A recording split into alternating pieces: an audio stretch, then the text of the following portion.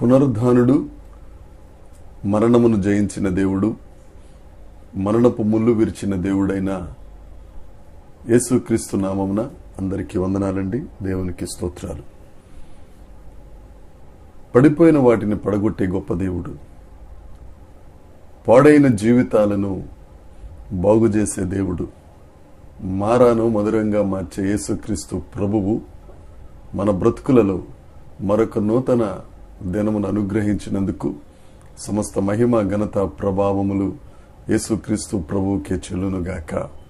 ఆమేన్.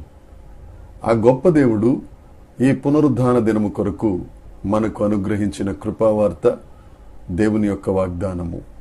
మీకా గ్రంథము 7వ అధ్యాయము 11వ వచనము. నీ గోడలు మరలా కట్టించు దినము వచ్చుచున్నది, అప్పుడు నీ సరిహద్దు విశాలపరచబడును. దేవునికి స్తోత్రం కలుగునుగాక, దేవునికి మహిమ కలుగునుగాక. ఈ పునరుద్ధాన దినంలో దేవుడు మనందరికి ఇస్తున్న వాగ్దానం, మన గోడలు ఆయన మరలా తిరిగి కడతానని, సరిహద్దులను విశాలపరుస్తానని ఆయన వాగ్దానం చేస్తున్నారు. ఏ గోడలైతే పడిపోయినాయో, ఏ సరిహద్దులైతే కూలిపోయినాయో, నా ప్రియ సహోదరి సహోదరుడు ధైర్యంగా ఉండు, దేవుడు నీతోనే మాట్లాడుతున్నాడు. ఏ ప్రేమ గోడ పడిపోయిందో, ఏ పరిశుద్ధత అనే గోడ పడిపోయిందో, ఏ దౌర్భాగ్యం అనే సరిహద్దు కుచించుకుపోయిందో, దేవుడు నీతో మాట్లాడుతున్నాడు. ఆ గోడలు నేను కడతాను. మీకా ప్రవక్త రాసిన ప్రవచన వాక్యది. మీకా అనగా ఈ దేవుడు వంటి వాడు ఎవడున్నాడు? అంత గొప్ప ప్రవక్త దేవుని పక్షాన నిలబడి నీతో నాతో ఇస్తున్న ప్రవచన వాక్కు, నీ గోడలను మరలా నేను తిరిగి కట్టిస్తానని, నీ సరిహద్దులు విశాలపరుస్తానని.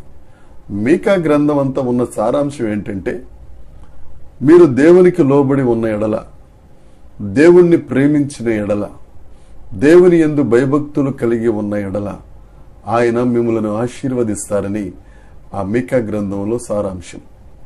ఈ 7వ అధ్యాయంలో చెప్తున్న మాట, నీ గోడలను నేను మరలా కట్టిస్తాను, నీ సరిహద్దులను విశాలపరుస్తాను.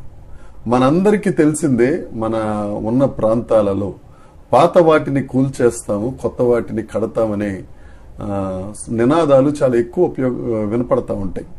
రియల్ ఎస్టేట్ చేసేవాళ్ళు కానీ, బిల్డింగ్లు కట్టే బిల్డర్స్ కానీ, పాత వాటిని పడగొడతాం, కొత్త వాటిని కడతాం. మన దేవుడు పడగొట్టే దేవుడు కాదు, మన దేవుడు నిలబెట్టే దేవుడు.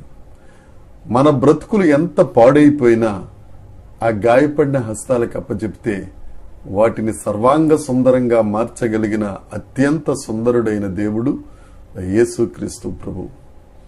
యోసేపు జీవితాన్ని కుటుంబస్తులే కుక్కలు చింపిన విస్తరాకులాగా మార్చేశారు.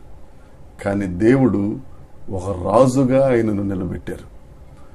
దావీదు జీవితాన్ని కుటుంబస్తులే, తన బంధువులే పాడు చేసేశారు. దేవుడు మహారాజులాగా దావీదును ఉంచి ఆ దావీదు కుమారుడని చెప్పుకోవడానికి ఇష్టపడ్డ గొప్ప దేవుడు. ఒక గొర్రెల కాపరిని రాజుగా సరిహద్దులు విశాలపరచగలిగిన సమర్థుడైన దేవుడు యేసుక్రీస్తు ప్రభు. ఒక బానిసను ఐగుప్తు దేశానికే ప్రధానమంత్రిగా చేయగలిగిన సర్వశక్తిమంతుడు మన దేవుడు. ఎందుకు దిగులు పడతావు? ఎందుకు భయపడతావు? దేవుడు నీతో ఉన్నాడు. ఏ గోడలు పగిలిపోయినాయో, ఏ గోడలు కూలిపోయినాయో వాటినే నీ దేవుడు నిలబెట్టి అనేకుల ఎదుట నిన్ను తలగా చేసి ఆశీర్వదించి అనేకులకు ఆశీర్వాదంగా చేస్తారు. ఆ దేవుడు చెప్తున్నాడు, నీ గోడలను నేను తిరిగి కడతాను, నీ సరిహద్దులను విశాలపరుస్తాను. నీవు నా ముందు నువ్వు మోకరించి ప్రార్థించినట్లయితే, నా మీద ఆధారపడినట్లయితే నిన్ను బాగు చేసే దేవుడను నేనే. ఆ దేవుని వాగ్దానాన్ని స్వతంత్రించుకుందాం. ఆ దేవుని ఎదుట సాగిల పడదాం. ఈ వాగ్దానం నీ కోసమే. ఈ పునరుద్ధాన దినములో దేవుడు నీతోనే మాట్లాడుతున్నాడు.